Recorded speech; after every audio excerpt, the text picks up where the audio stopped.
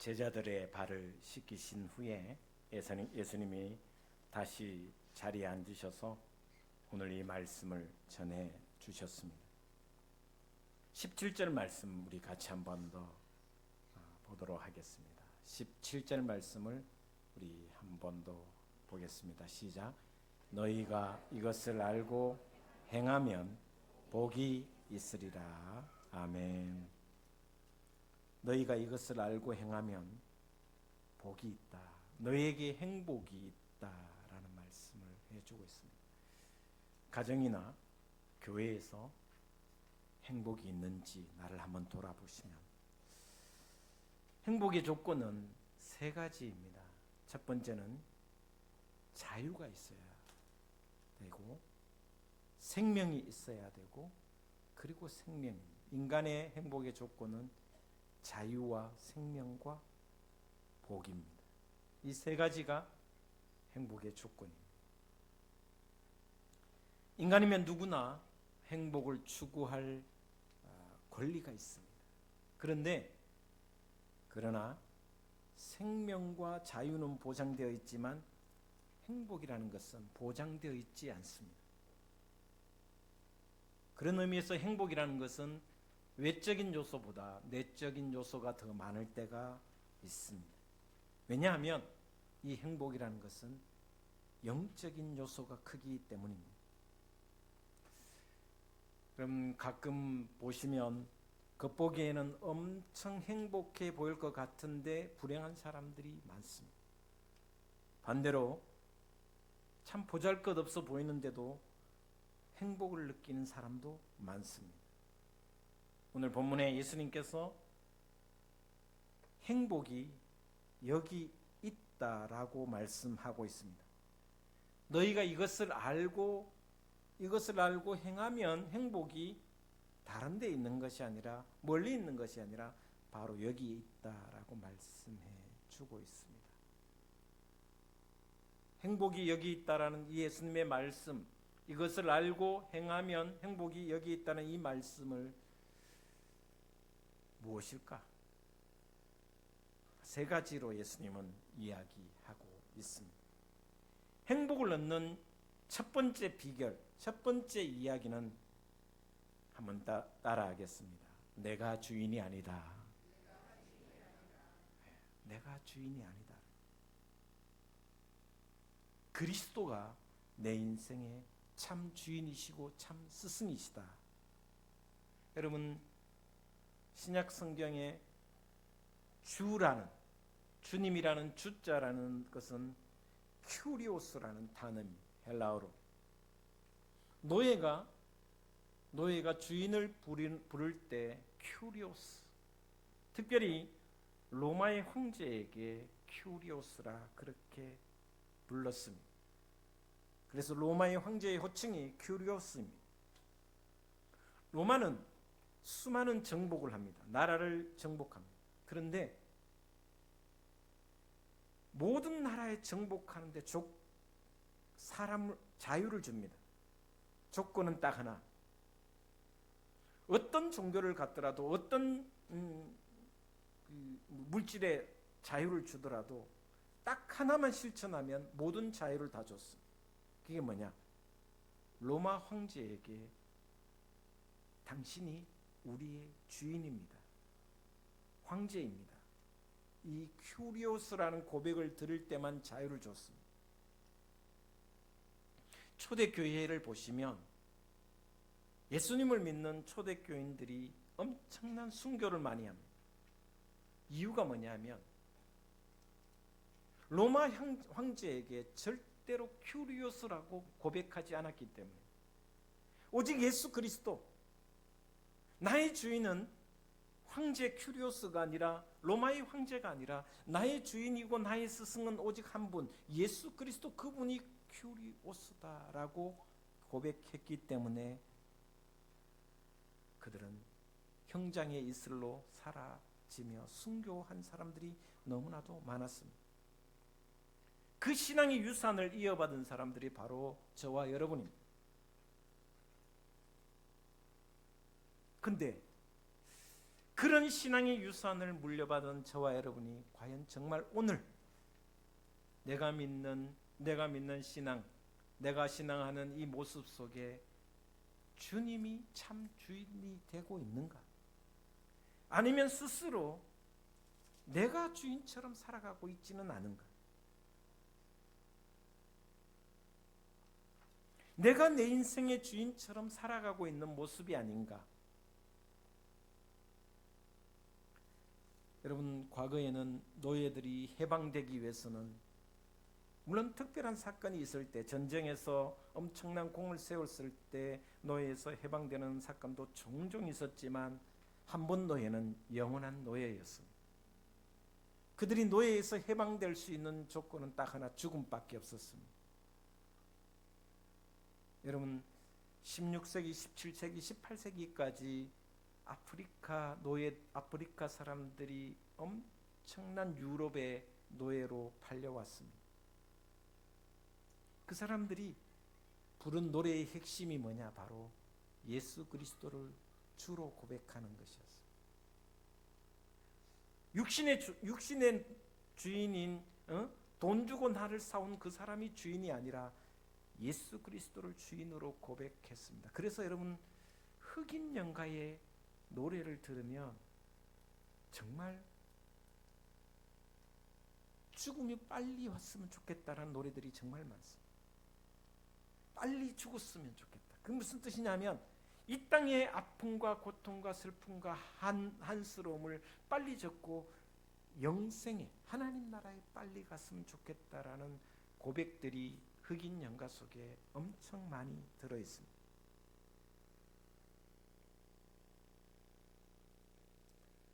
그럼에도 불구하고 오늘 우리 크리스찬들의 모습, 우리 기독교인들의 모습은 예수님이 오히려 종처럼 여겨지는 경우가 많습니다.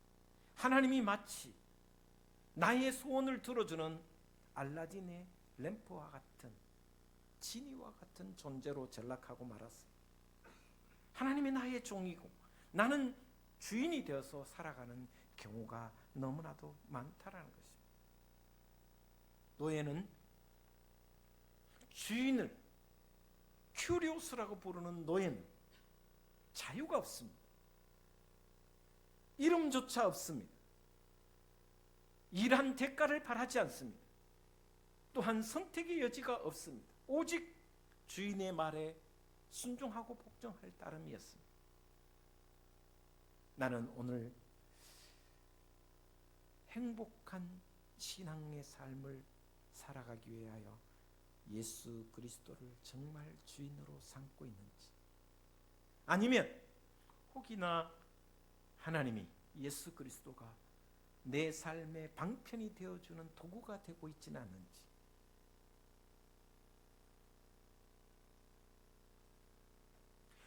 저와 여러분이 예수님을 주님이라고 부르는 것은 주님이 내 인생의 전부가 되신다라는 고백입니다. 그래서 바울은 이렇게 성경에 기록하고 있습니다. 그리스도가 만유시오, 만유 안에 그리스도가 계신다라고 고백했습니다. 성경을 마태복음 13장이 이제 천국 비유의 이야기인데, 천국 비유에 여러 가지 해석이 있지만 저는 그 중에 이제 비유 중에 진주장사 이야기, 진주장수 이야기. 어느 날 이 진주장수가 너무나도 귀하고 값진 진주를 발견합니다. 그런데 그 진주 주인이 당신의 모든 것을 팔아서 가져오면 이 진주를 주겠다고 합니다. 그러자 이 진주장수가 자신의 모든 것을 다, 논도 팔고 밭도 팔고 가족들 빼고 다 팔아서 그 값지고 귀한 진주를 사서는 돌아오는 길에 너무너무 기뻐하고 너무너무 감사하고 정말 축제처럼 돌아오는 모습, 너무너무 기뻐하는 인생이었습니다. 그래서 마태복음 13장의 천국 비유의 핵심은 천국이 이런 곳이다라는 것의 내용보다 더 중요한 게 뭐냐면 우리 인생의 주인은 주님이시다라는 것을 기록한 내용입니다. 주인이 누구인가를 기록한 내용이 마태복음 13장의 천국 비유의 핵심입니다. 여러분, 천국, 영생, 그리고 하나님 나라는 같은 단어일 수 있습니다. 거의 같은 의미로 동료어로 쓰여집니다. 영생과 구원과 또 천국과 하나님 나라는 거의 동일어이기도 합니다. 저희 삶에, 여러분의 삶에 참 기쁨과 참 평안과 참 자유와 영원한 생명이 그리스도 예수 안에 있다라는 것을 우리는 깨닫고 알아야 된다. 누구나 이 천국을 살 수 있고 영생을 살 수 있습니다. 그런데 가격이 너무너무 비쌉니다. 내가 가진 모든 것을 내어놓아야 이 천국과 영생과 또한 하나님 나라를 살 수 있습니다. 여러분은 이 영원한 생명, 하나님 나라 천국을 사기를 원하시는지? 그렇다면 예수님께서 오늘 저와 여러분에게 찾아오셔서 백지 한 장을 내어놓으시면서 네가 가진 것 다 그 종이에 써봐라, 비유를 드는 겁니다. 여러분이 백지 한 장을 받았습니다. 네 통장에 얼마 있어? 통장에 있는 거 다 적어. 주식은 얼마 갖고 있니? 그것도 적어. 집은 누구 거야? 그것도 적어봐. 차는 있니? 무슨 차며 몇 년씩인지 적어. 자식이 있어? 자식의 이름도 적어라. 아내와 남편이 있냐? 그 사람의 이름도 적어라. 그리고 인감도장 내놔라.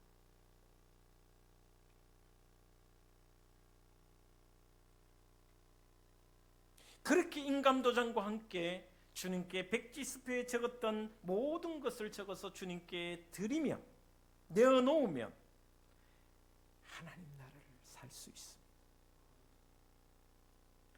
그러할 때 하나님은 그 모든 것에 예수 그리스도라는 꼬리표를 붙여주시고 우리에게 다시 모든 것을 돌려주십니다. 여러분 집에 손님이 오시면 어떻게 대합니까?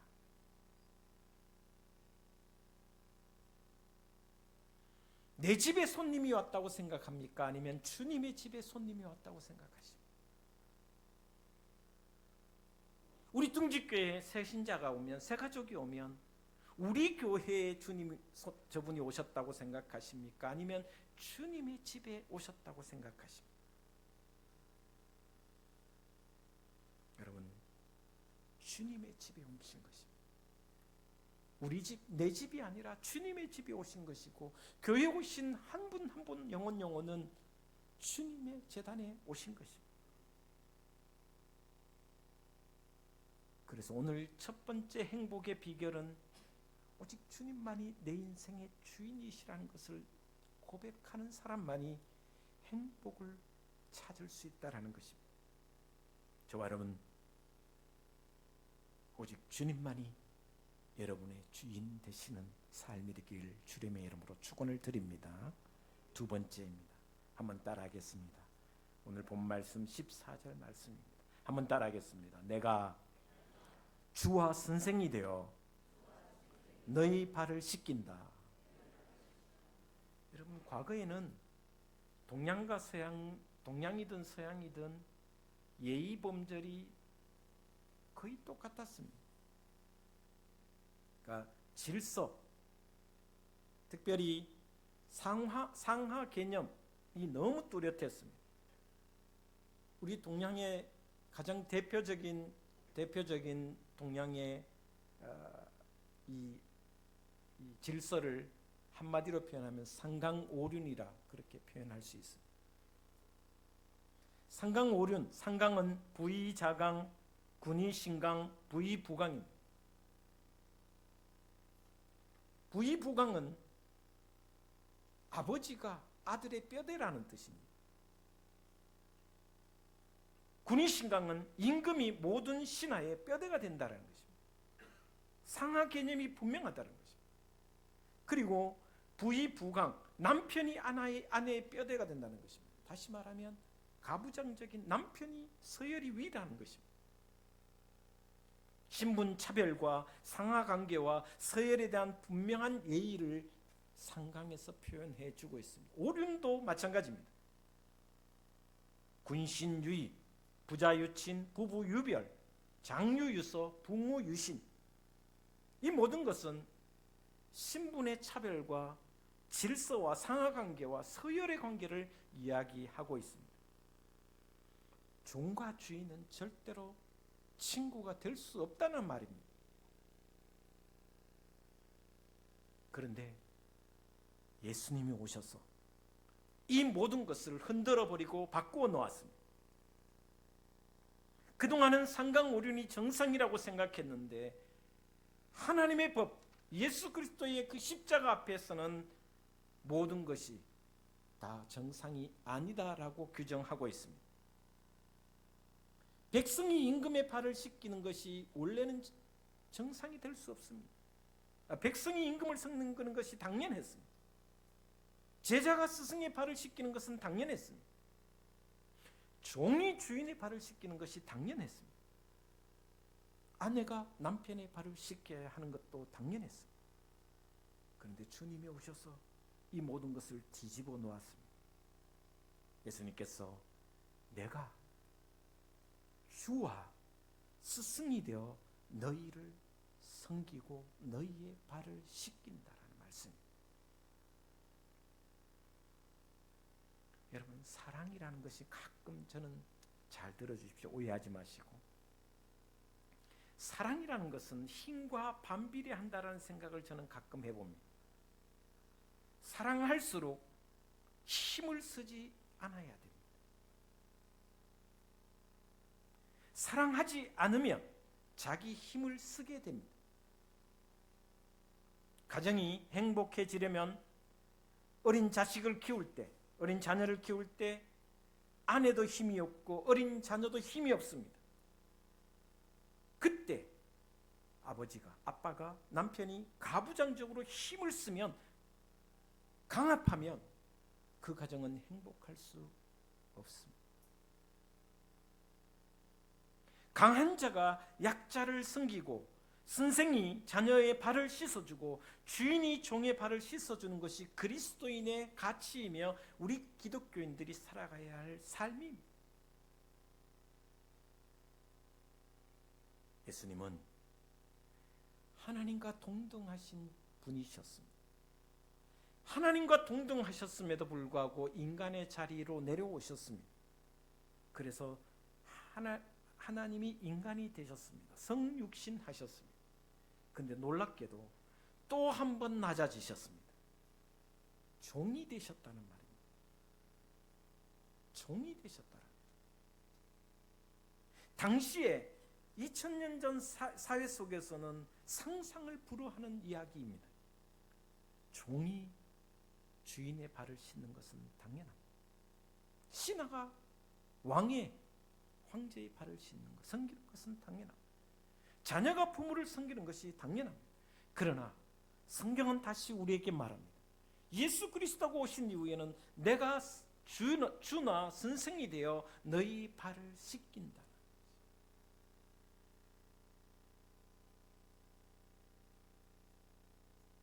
여러분 모두 주님처럼, 예수님처럼 내가 주와 선생이 되어 다른 사람의 발을 씻겨줄 수 있는 하나님의 사람, 그래서 행복이 가득한 삶이 되기를 주의 이름으로 축복을 드립니다. 우리 한국 사회에서 가장 많이 이야기하는 게 텃세, 서열의식입니다. 여러분 누구 처음 만난 사람이 있으면 가장 먼저 물어보는 게 나이입니다. 고향 묻습니다. 그리고 학교 어디냐고. 그러면 서열이 벌써 정해집니다. 난 몇 기인데, 나는 경신고등학교 5회 졸업인데 어디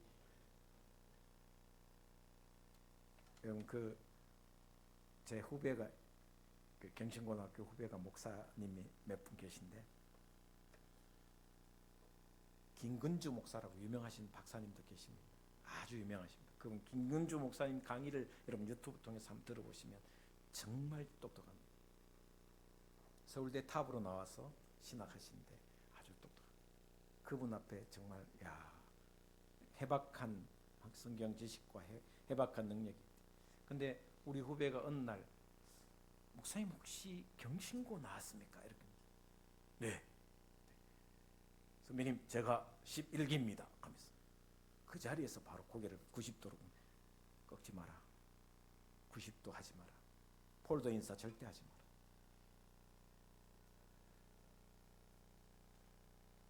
우리는 만나면 텃세와 서열의식이 너무나도 강합니다. 그러나 예수님은 이렇게 말씀하십니다. 먼저 되고자 하는 자는 꼴찌가 될 것이며 나중 되고자 하는 자는 먼저 될 것이라. 으뜸이 되고자 하는 자는 종이 되고 세상의 권위자는 권세를 부리지만 행복은 내가 주와 또는 선생이 되어 너희 발을 씻으니 너희도 서로 발을 씻어주는 것이 옳으니라. 우리 동직교회 교인들은 참 잘하고 있는데 여러분 기존 교회 가면요, 여러분 교인들 중에 좀 늦게 오는 사람이 있잖아요, 그죠? 그러면 앞에부터 앉으면 참 좋잖아, 일찍 오는 사람. 근데 꼭 뒤에 앉는다? 그리고 의자가 있으면 좀 중간에 들어오면 되잖아. 그 어디 앉냐면 맨 가에 앉는다? 그 중간에 들어오려고 하면 늦게 온 사람들 얼마나 미안하고 그렇잖아요. 배려해야지. 내가 한 칸만 똑 들어오면 되는데, 앞자리에 앉으면 되는데 맨 뒤에 앉아가 그 입새에 꼭 앉으면 그 늦게 온 사람 자리 찾다가 헤매다가 그 또 들어가려고 하면 얼마나 불편합니까? 늦게 오는 것도 문제가 있지만 배려하는 거예요. 핸드폰 벨 소리 마찬가지. 예배 시간에 핸드폰 벨을 딱 울리면 미리 좀 이렇게 무음해 놓거나 이런 끄덕거나 하면 참 좋을 텐데 그것까지 내 바라지도 않아. 전화 오면 또 받아. 여보세요? 하면서 잘 안 들리니까 시계 받아. 또 배려합니다.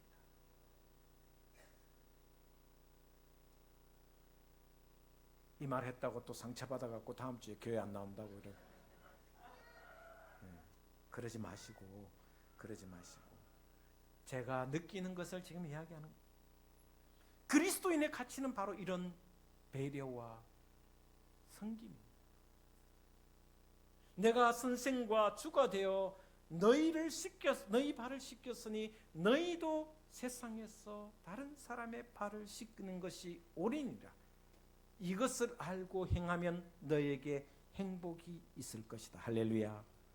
세 번째 말씀입니다. 16절에 이렇게 말씀해 주고 있습니다. 같이 한번 16절 말씀 같이 보겠습니다. 시작. 내가 진실로 너에게 이르노니 종이 주인보다 크지 못하고 보냄을 받은 자가 보낸 자보다 크지 못하나니. 여러분, 저와 여러분은 우연히 이 땅에 온 존재가 아닙니다. 다시 말하면 주님이 주신 생명이라는 말씀. 여러분의 존재 자체가 우연히 온 것이 아니라 주님께서 생명을 주신 존재라는, 귀한 존재라는 것입니다. 그러면 내 옆에 있는 사람은 어떤 존재입니까? 한번 옆 사람 한번 보십시다. 나도 귀하지만 이분도 주님이 주신 생명이니 귀한 존재라는 말씀입니다. 그러므로 어떤 존재이든지 귀하게 여겨 섬기라는 말씀입니다. 예수님께서 지극히 작은 소자에게 냉수 한 그릇 떠주는 것이 곧 나에게 한 것이라 하시며 나를 보내신 하나님께 한 것이라 말씀하셨습니다. 그 사람의 인격, 그 사람의 생명을 소중하게 여기라는 말씀입니다. 그래서 오늘 본 말씀 16절에 보면 진실로 진실로, 여기 진실로 진실이라는 말을 헬라어로 우리말로 의역하면 아멘입니다. 아멘입니다.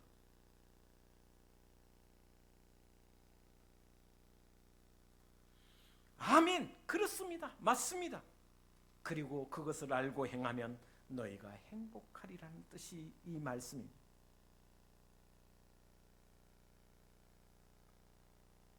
자식에게 효도를 바라기 전에 부모가 섬겨야 합니다. 임금이 백성을 섬겨야 합니다. 건강한 사람이 약한 사람을 섬겨야 합니다. 주인이 종을 섬겨야 합니다. 이것이 민주주의입니다. 행복은 내가 주와 또는 선생이 되어 너희 발을 씻었으니 너희도 서로 발을 씻어주는 것이 오늘이라 라는 말씀으로 요약하고 있습니다. 여러분, 말씀 앞에 아멘, 아멘 하고 그러한 삶을 알고 행하고, 그리하여 행한 그 삶이 이미 행복이 되는, 여기 지금 이 자리에서 행복이 되는 저와 여러분의 삶이 되시기를, 신앙이 되시기를 주 예수 그리스도 이름으로 축원을 드립니다. 기도하겠습니다. 하나님,